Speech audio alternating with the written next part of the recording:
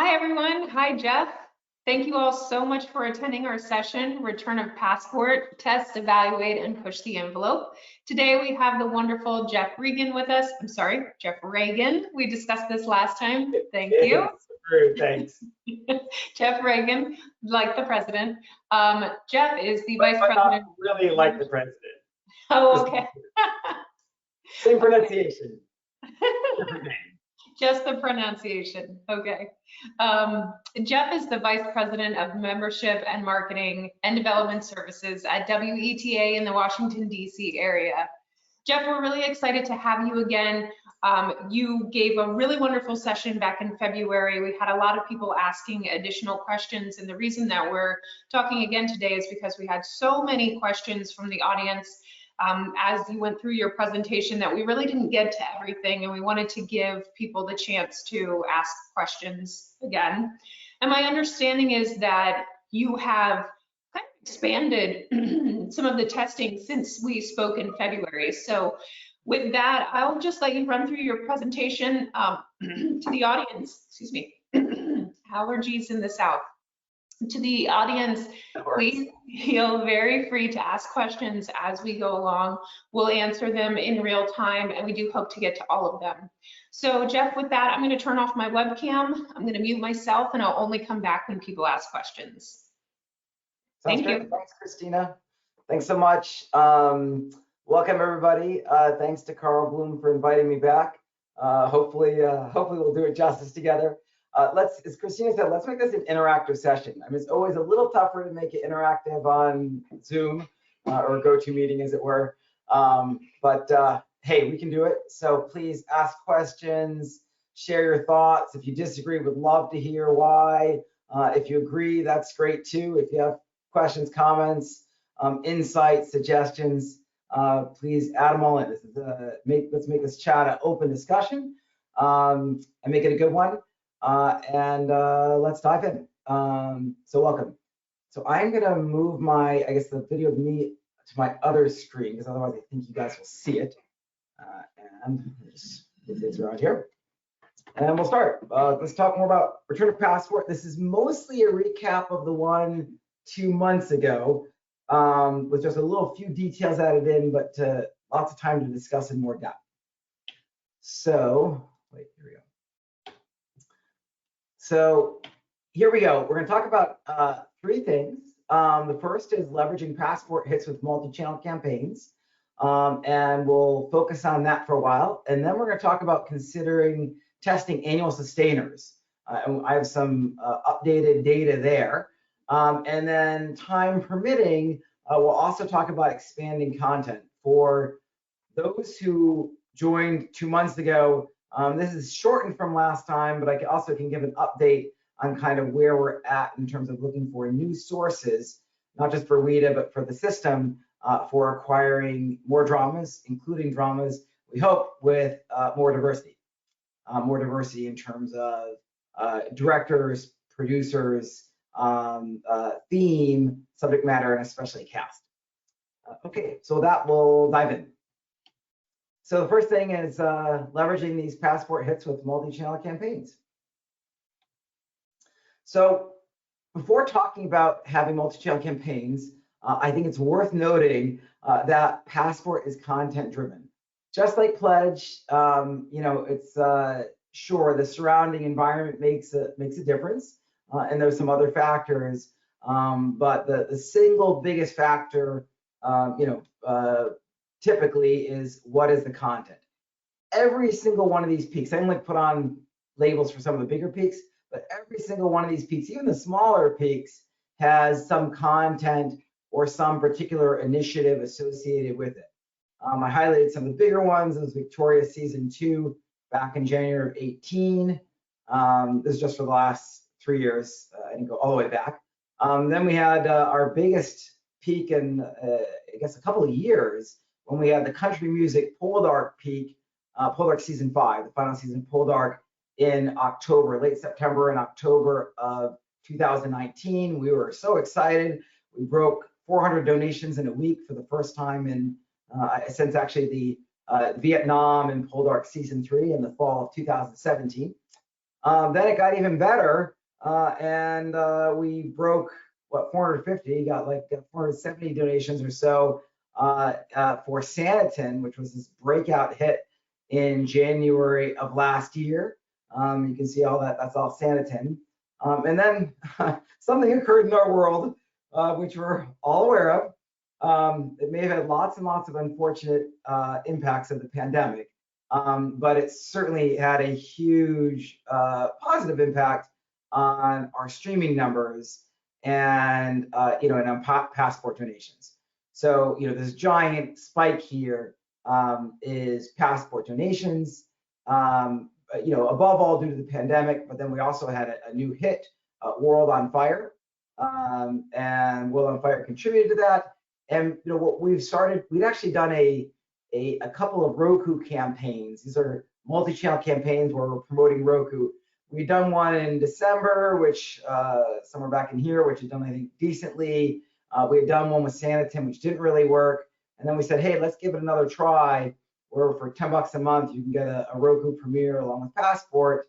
And in the pandemic environment, we're like gangbusters. I think we've done 5 or 6 now in the last 12 months since the start of the pandemic.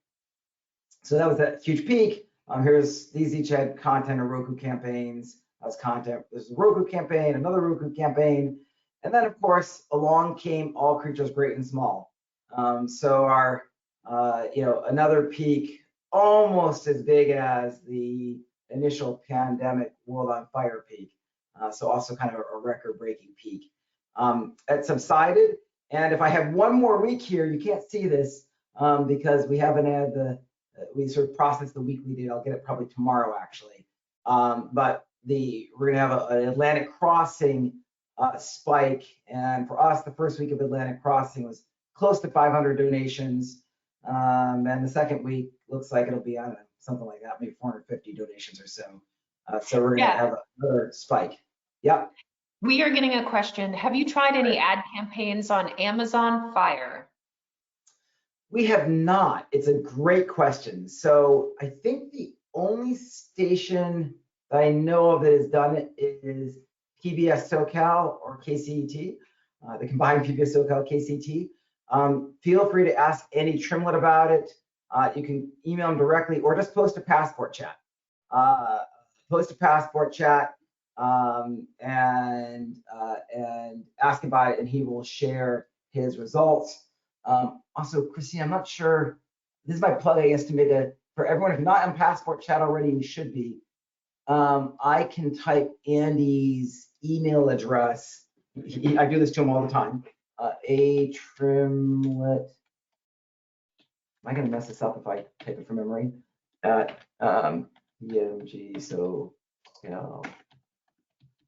one sec before I post this, we're just going to confirm this is right, because it would be unfortunate if it wasn't.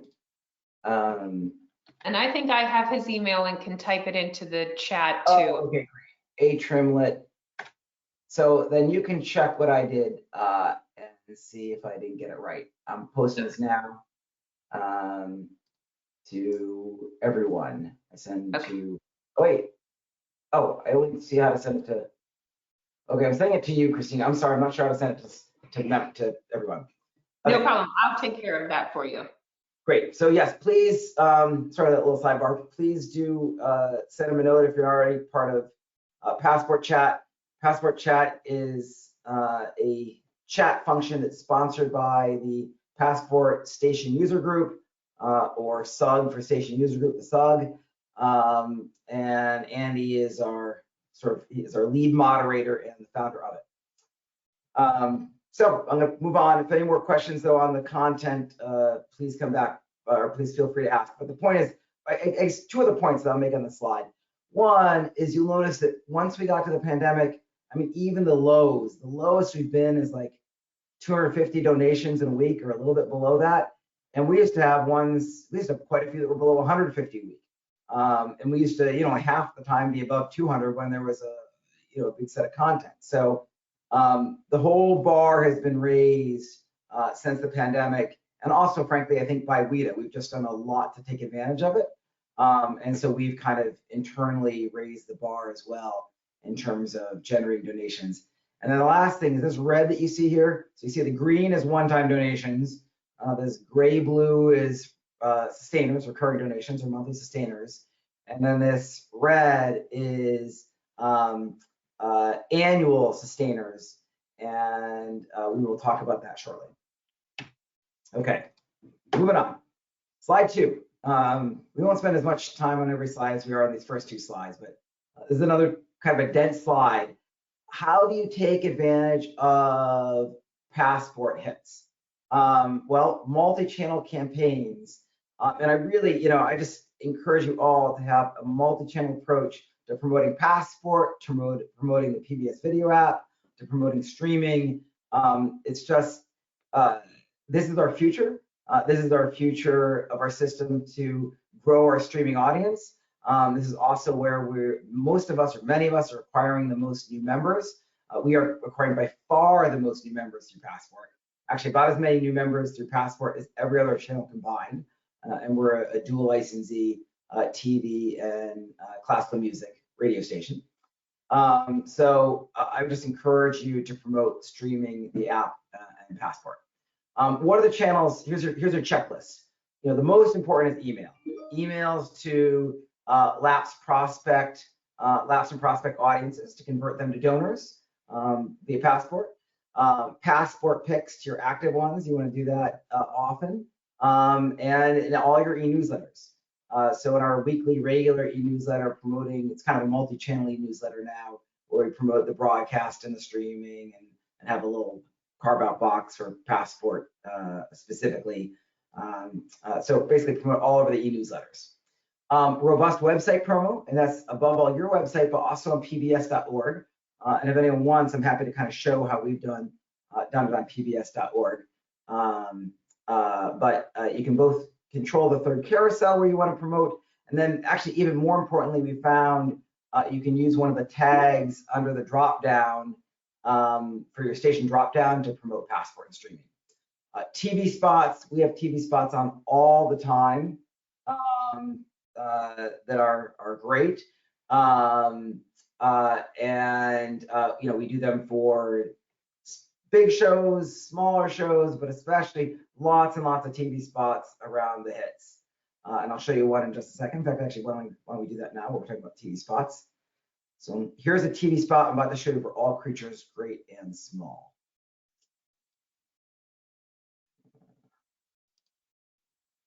Okay, here we go. Where did it all start for you, wanting to be a vet and developing your love for the animals? Who is this? James Elliott, Mr. Carter's new assistant. Another one. Yes, another one. Let's see what you make, Josh. I might just make it through the day. You've got many horses before. This will be my first. Any local beauties taking your fancy? Can I see you sometime? You've got a dream. You've got to chase it. There's an entire series with WETA Passport on the PBS video app. So yes, there you go. Use your create spots, use spots, PBS create spots. You can use theirs and adjust them and localize them. And I think that one actually, was a PBS spot, and you can create your own. And also like WETA's post spots periodically to Passport Chat, and other stations do too. So, so lots of spots around. Radio spots, I get asked, I think about 2 or 3 times every year, it seems, some station asks me, oh, should we promote Passport on radio? And the answer is yes. The answer is yes, yes, and yes. WHYY in Philadelphia was actually kind of the first ones to show this, that the takeage rate, the Passport penetration rate is greater for FM donors than it is for TV donors. I think the biggest cause of that, frankly, is that the radio donors skew younger, and that's obviously strongly correlated with streaming. But every station that I've heard do this and track it, their radio donors have as high, if not higher, penetration with Passport usage than the TV donors, and it's true of us as well. promote it in your magazine, direct mail. We have, buck slips that we put in all the time. We reference it, binges in the copy. We even have various packages we test that are passport focused. That's particularly more on the lapsed, rejoin, and acquisition side. Social, obviously social. And then yes, consider paid ads. So we do Roku ads, Facebook ads, and not as much SEM as we should, but we're planning on doing more. Absolutely test Fire TV, Apple TV. I believe that PBS SoCal has tested Apple TV ads as well. Encourage you to test all of those. Here's just a simple Roku ad down here where you see the watch now, get a passport, and we try and keep the PBS branding in there. Let them know that it's on the PBS video app so they know where to watch it. And by the way, just sort of add in here, this is actually our old site. We just updated our site. Here you see our hero carousel on WIDA.org with all creatures great and small, including a stream the entire series of WIDA Passport link. And then you can see you're promoting all creatures, Emma, Scarlet, and the Duke, passport binges, as well as streaming the Black Church. And Jeff, we have a question, SEM, what is SEM? And that's search engine marketing. But can you say what it means to you as a station? So it means above all Google ads. So search engine marketing is basically paying search engines for ads.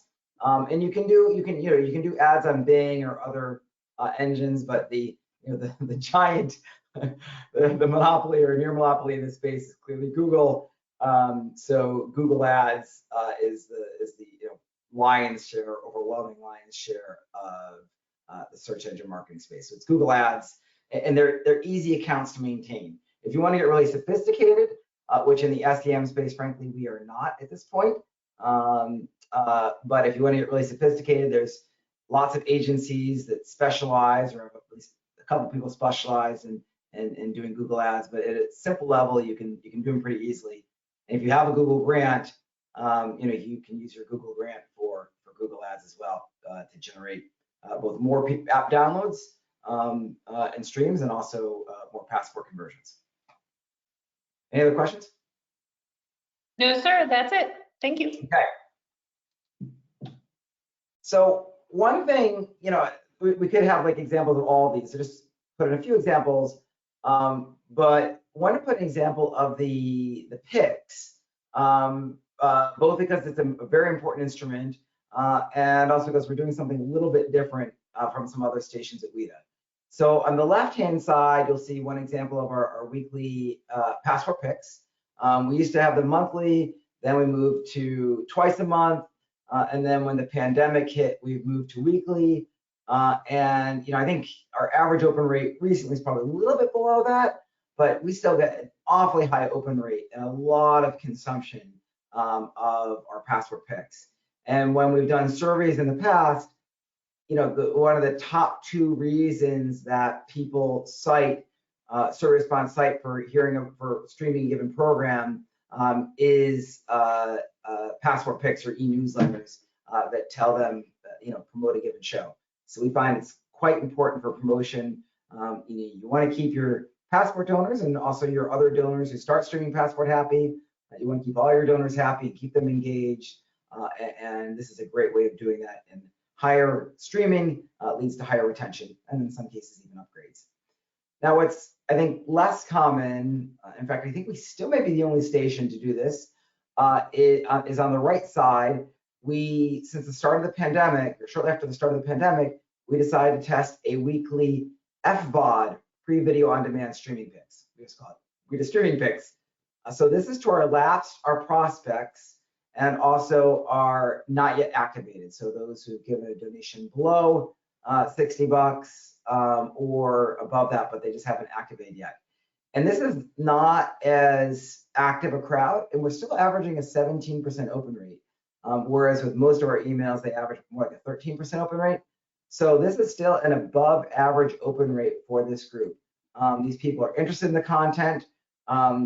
We use it mostly to get them engaged and get them streaming. And when they start streaming free content, the chances are that a lot of them will upgrade to Passport. And we also, every week, we get some straight conversions to Passport out of the newsletter. I do want to differentiate. This is not the pitch. We also send out, straight pitches for Passport, and those we might get a whole bunch of donations. This one is more of a trickle, but it's a steady trickle every week. And sometimes, like after the launch of 2 new binges like these, it's a bit of a bigger trickle.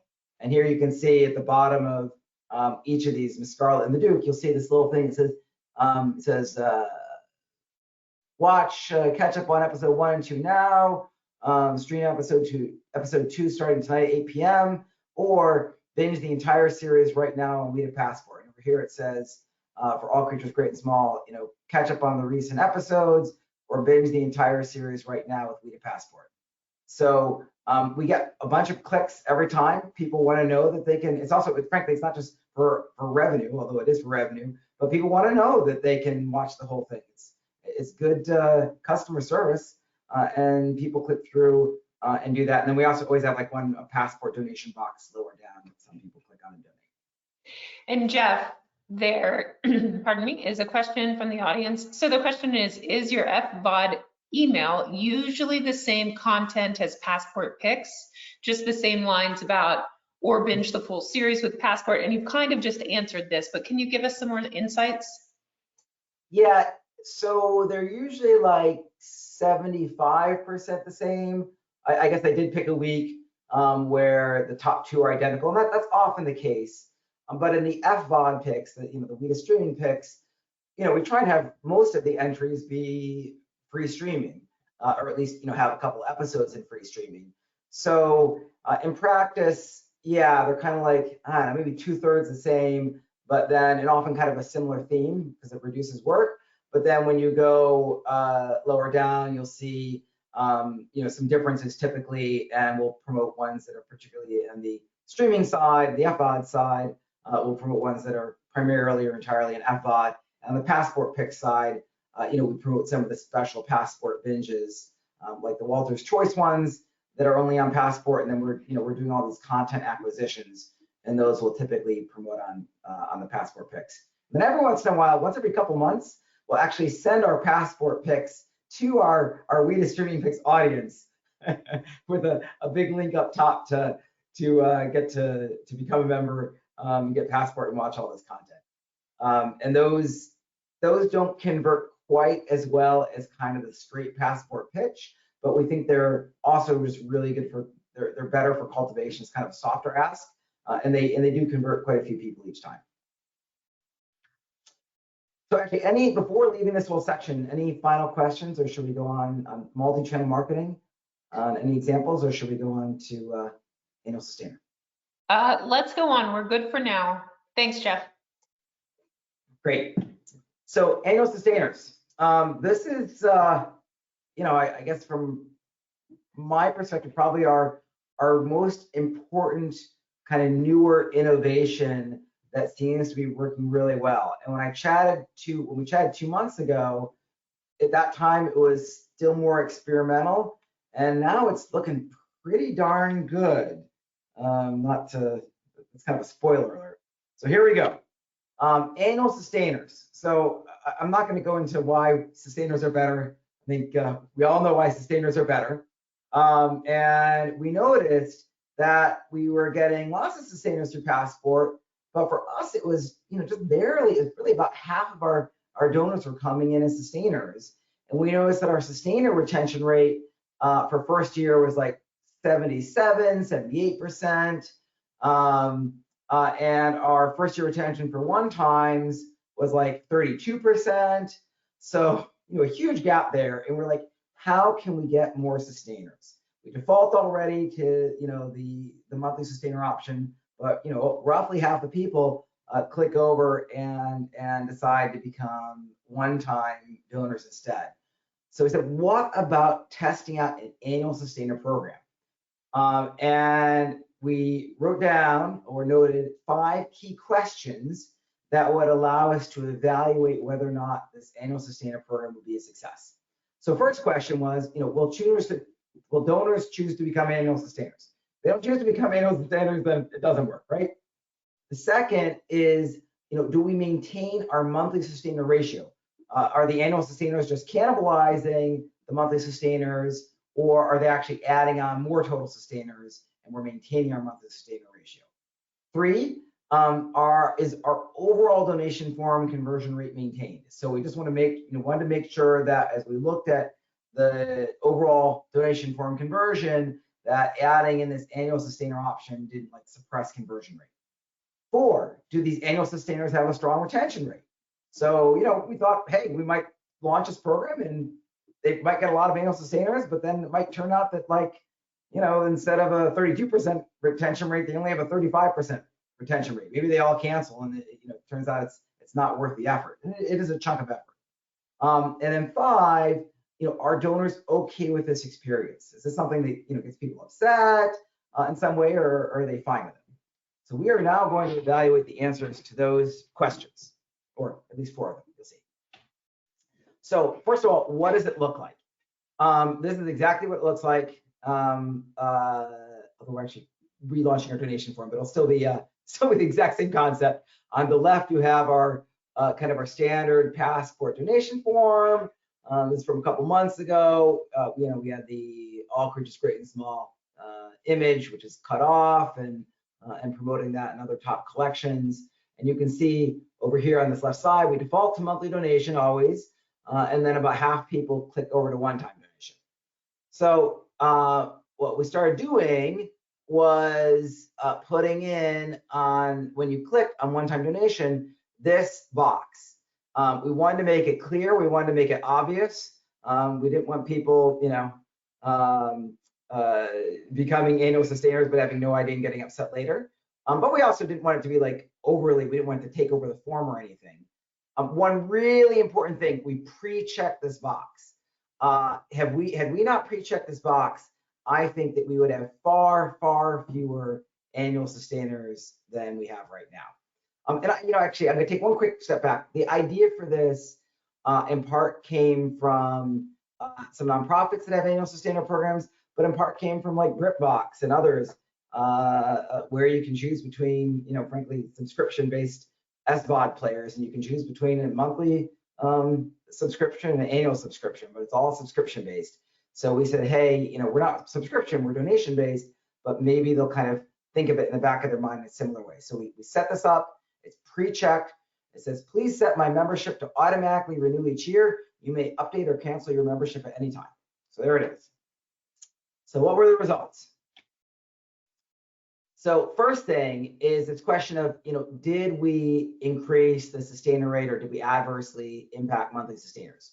So this is 2019, and these are large sample sizes, by the way. I didn't put them in because these are huge. These are both 20,000 or more, actually over 20,000 donations on each of these. So big sample sizes. You can see basically half of our donations were monthly sustainers, half one time in 2019. 2020, shortly after we launched the annual sustainer program, you can see there, the first good news is not only did our monthly sustainer rate not decrease, it actually slightly increased. We have a couple hypotheses behind that. One is that people click over, they see it's monthly sustainer or annual sustainer, and they're like, well, gosh, maybe if it's going to be sustainer, I'll just make a monthly sustainer. So that could be a reason why.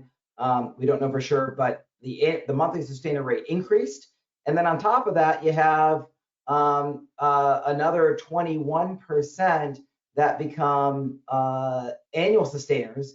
So the result of this is we went from 50% sustainer rate to 76% sustainer rate. We reduced our one times, more than, basically in half. Actually, even more than reduction by half. So really, that part was a big success. And Jeff, there's one question from the audience, and it's about, I think the slide before this. Someone is just asking what platform you use for your donation page. Yeah, we use engaging networks. We think pretty highly of them. I mean, no player is perfect, but we've had good experiences with engaging networks, and we use them as our eCRM tool for our donation forms, our other various online forms, by and large, and then our email as well. And then do they link back up with your Roy CRM, Roy Solutions? Great. Yes, Okay. we have a fully automated sync between Engaging Networks and Roy Solutions, and they're actually partners.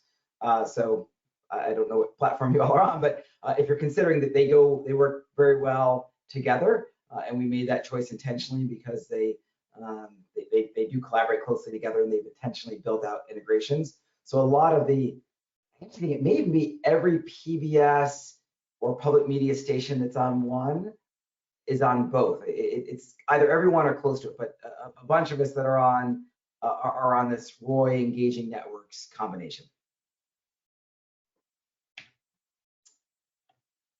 So we're curious, what's the profile of these annual sustainers? Are they the same people or different people? And this is looking at it from the lens of new rejoins, renews, and add gifts. And on the one hand, they're somewhat similar. On the left-hand side, you'll see one-time and monthly sustainers, and on the right, you'll see the annual sustainer pie chart. And you'll notice that the light blue, the new, is the largest in both cases. So 63% for our one-time gifts and monthly sustainers, 48%, so just under half for annual sustainers. But then you'll also see that the annual sustainers are more likely to be prior donors rejoining, renewing, or making an add gift. So it seems like this annual sustainer group is attracting people who are a little bit more likely to be, already have an association with WIDA than those who are not. So the next question, and in some ways maybe the most important one, do these annual sustainers have a strong retention rate, much higher than the one-time passport donors? When I presented a couple months ago, I felt it was awfully early. We have robust data now. I am kind of blown away by this, I'll be honest. You can see the sample size for January through March is just over 1,001 annual recurring pledges, an 87% retention rate for those annual sustainers. I'm not even sure why it's so good, but that's amazing. I don't think we have any other sustainer acquisition channel where we have an 87% retention rate for the first year of a sustaining pledge. Then you'll see down below is our monthly one. It kind of is typically 76 to 79%. It happens that these 3 months were average 76%. But this is really strong. It seems like these people are making the annual pledge. I think they probably mostly forget about it.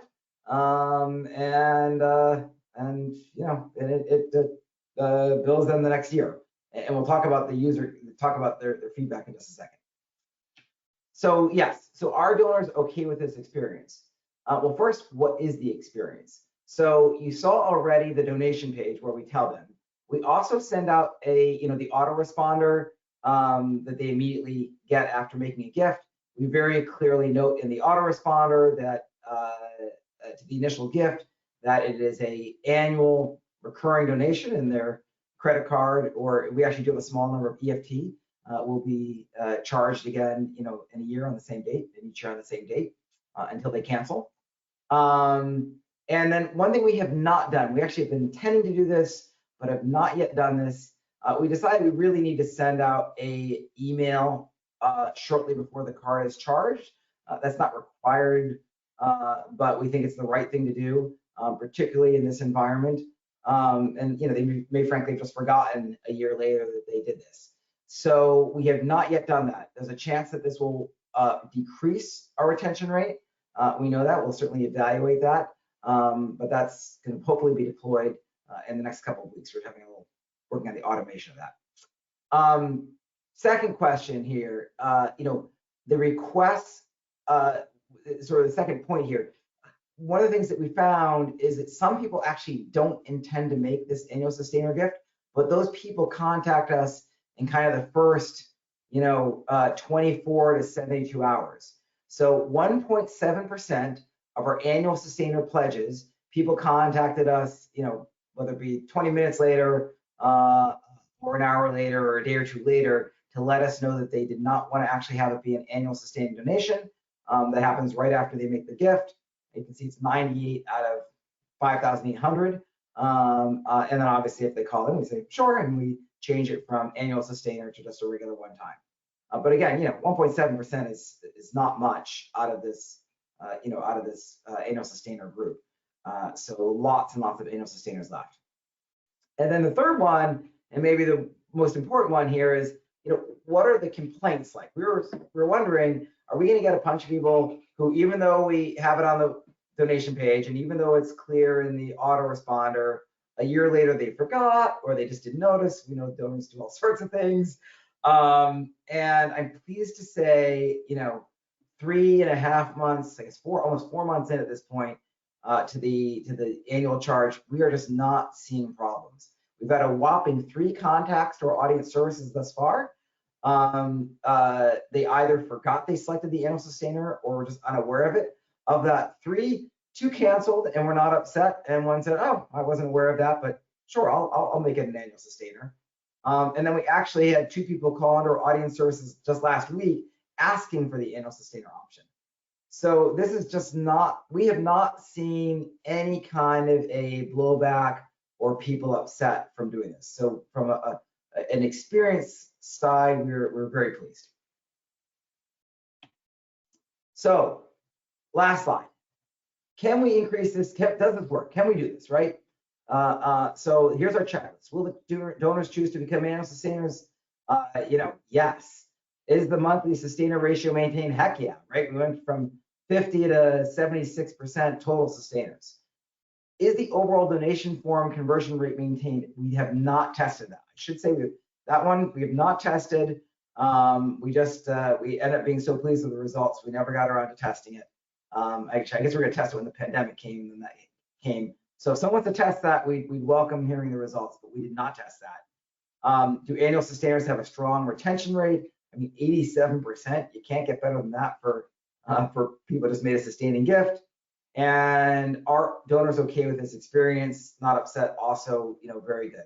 I guess the one caveat on that number 4, the retention rate, is we have not yet started setting up our email shortly before their credit card's charged. And we expect that while people appreciate that, we will see probably a small attrition from that, and we'll let you know after we test it. So that's it. That's it for annual sustainers. Any questions? No, sir, we're good. Excellent. Okay, let's go on to the final section. So expanding content, acquiring dramas. And again, this is a shorter version of what I presented a couple months ago with just a couple of little additions. So why would you want to acquire drama and other content? Well, first of all, we all know what we talked about earlier. Quality content is queen and king too.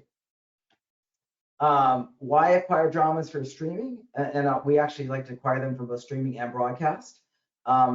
First, it's a great way to acquire new members via Passport. So we have a strong return on investment. We find that our drama acquisitions rapidly pay off from just a straight bringing in new Passport donors perspective. It gets our existing offline members to start streaming. A lot of these shows that we're bringing in, like our Jane Austen collection, our Charles Dickens collection, and others are fans of our offline audience, and it gets them to start streaming. And we found that when our offline acquired members start streaming with Passport, that increases their retention. Library is big. There's lots and lots of players out there in the streaming world, and lots of analysts will tell you, you gotta have a robust library to keep your streamers engaged. We want to keep them engaged and happy. And then last but not least, we fundamentally believe that the future of WIDA and the future of our system is into growing our streaming audiences.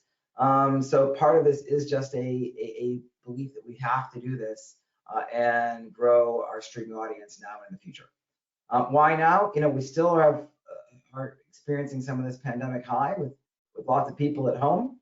And we have, in part due to the pandemic, delays on the PBS side, or PBS Masterpieces partners, delays in getting new dramas.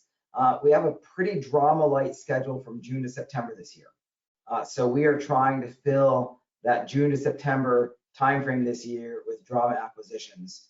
And in fact, not just this year, but there's always drama gaps, particularly kind of the times when PBS is not bringing you content, like March and June and August and December. Every year, there's drama gaps, and we want to fill those with more great dramas.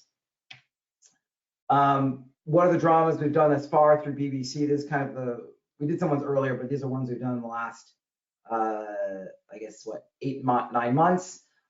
We started with The Coroner in August. Then in September 1st, we launched the Jane Austen collection, Pride and Prejudice, Sense and Sensibility, Mansfield Park. We already had Sanditon, and then we added Emma in February.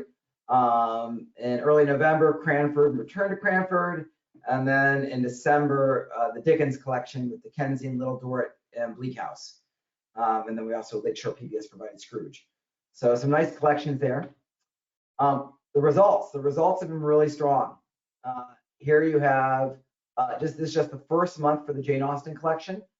You can see that the Jane Austen collection was #2 in streams behind Vandervalk, and #3 in cum streamers behind Vandervalk and Frontline. And this was the big Frontline with Biden and Trump, make the choice, or the choice that they do every 4 years before the election. So very robust results in terms of the streaming metrics. Here you can see this is total views August to January. You'll see our Jane Austen collection was #5 for total views. The Corner, #10. The Dickens collection, which only had been going for a month and a half at that point, because we actually launched it mid-December, was #14. And Cranford, Return to Cranford, which only had been in since October, but we started promoting them in November, #25. So really robust number of views. And then you'll see here cum, the Austen collection at #13, the Corner at 22, and the Dickens collection after only 1.5 months already at #23. So lots of interest in streaming these acquisitions. And the ROI. This is looking at the ROI as we acquire new members, generate passport donations. We use first show streamed as a proxy. It's kind of the best proxy we have. The first show streamed in the donor's lifetime as a proxy for acquisition. And we look at the return on investment from the donor's first gift, so one time or annual, 12-month sustainer. For us, the average is $73. People say, you always say $60, but I think you'll find if you really look at your data, people are averaging more than $60. They can't give less than a $5 monthly donation. So a lot of will get 5, but some will get 8 or 10 or something else, and the same with one times. So you'll see that based on first gift alone, the Corner has almost broke even after 6 months of it. Jane Austen collection, 445% return on investment after 5 months. Cranford already 160% after 3 months, and the Dickens collection 60% after just a month and a half. And if you look at the lifetime value, this is our 5-year revenue from these people, 5-year net revenue from these people. That lifetime value is $227, and you can see just these huge returns. So we're basically making money, as well as providing more great content by acquiring these dramas. And Jeff, there's a question. Have you had any luck upgrading passport donors? So kind of testing the different amounts, and you may have touched on this a little bit, but an $8 or a $10 versus the $5 standard? So yeah, 4 or 5 passport station user group or SUG stations did a test pre-pandemic. I think we did about 2 years ago. We did a test for a number of months where we all did an A/B test, and the control was the lowest ask level is a standard $5 ask level, and then most of us go up from there, like $8, $12, $15, $20 a month or other those types of levels, whatever our control was. And then the test was where the lowest donation level was $7 a month. And then if you clicked over to one time, the lowest level went from 60, instead of $60 on the control, it went to $75. And across 5 stations, I'm disappointed to say it basically didn't work. So for some stations, it created a tiny lift. For I think 2 stations, it was basically flat to a tiny lift. For 3 stations, it was either flat or negative, and across the 5 stations, it was slightly negative. Basically, while raising that initial lower gift increased the average donation level, it suppressed response rate by more. So less total dollars, and obviously, substantially less donors. So we abandoned that. What we do, our most success has been through our Roku campaigns. We've done a bunch of these Roku campaigns in the pandemic. We offer the Roku at $10 a month or a one-time gift of $120, and that has been quite successful.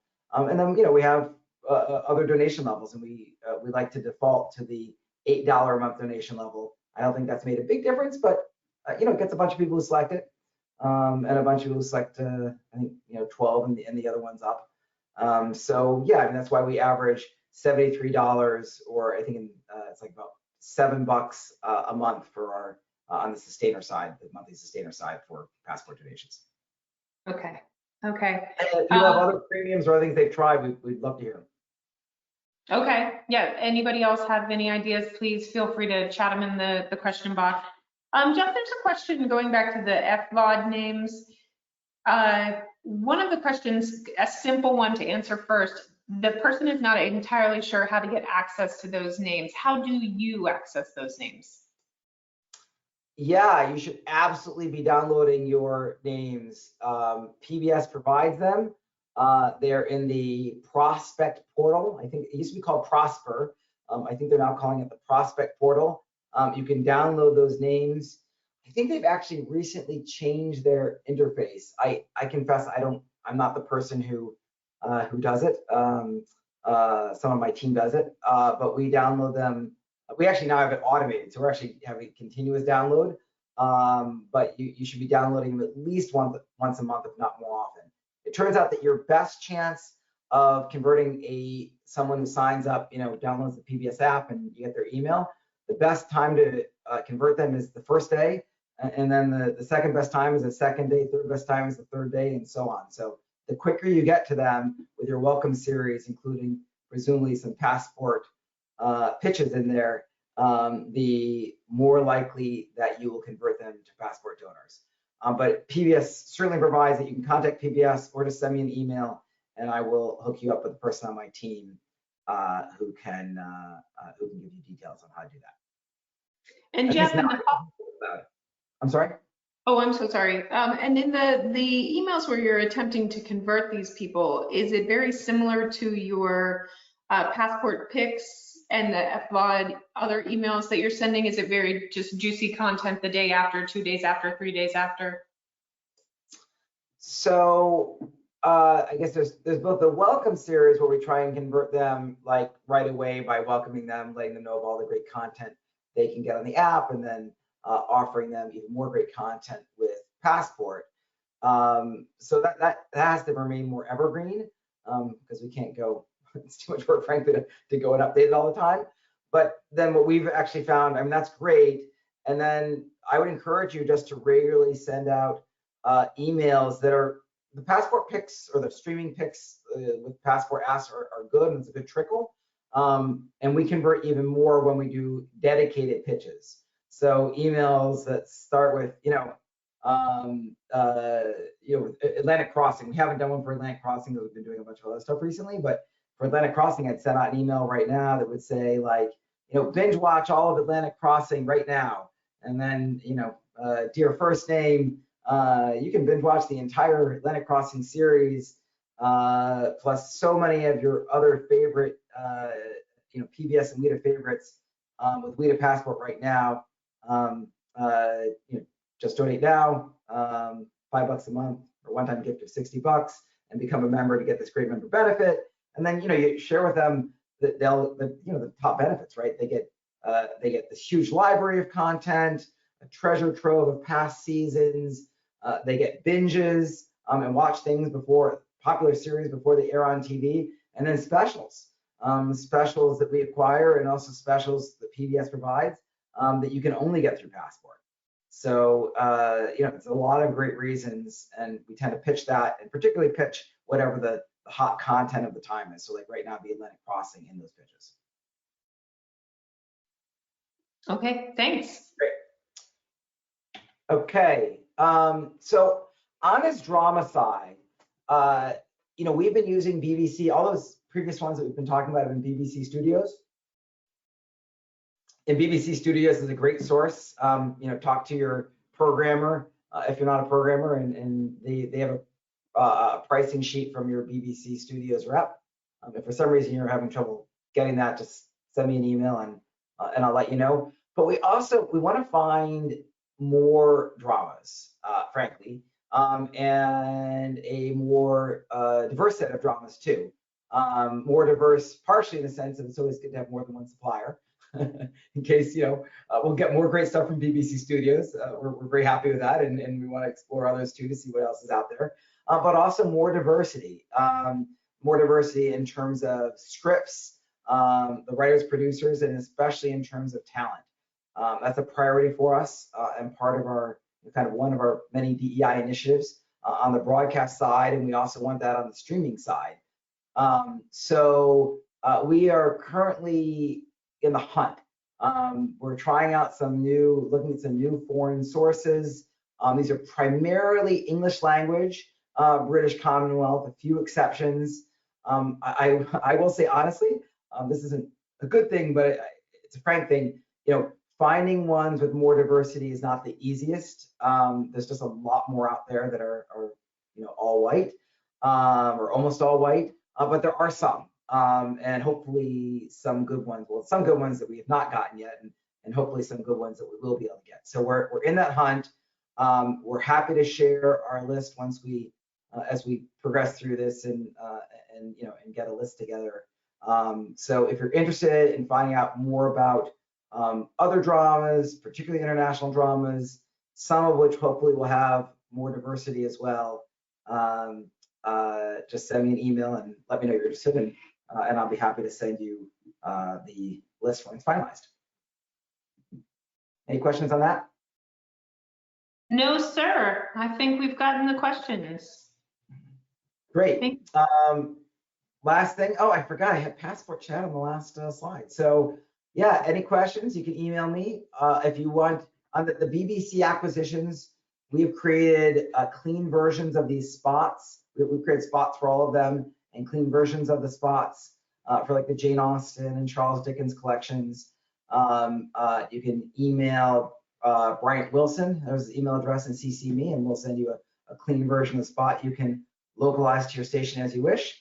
And there is Mr. Trimlett's email address at the bottom to join Passport Chat. Okay, excellent. Jeff, thanks so much for everything. We're getting quite a few thank yous coming in, so wonderful session again. And again, everyone, please feel free to reach out to Jeff. And if you have any additional questions, we'll forward those on to Jeff after the session. But otherwise, thanks so much for your time, Jeff, and everyone else. We've enjoyed it, and have a great day. We'll go ahead and end the session now. Thanks so much, Christina. Thanks, everybody. Have a great day. Bye-bye. Bye.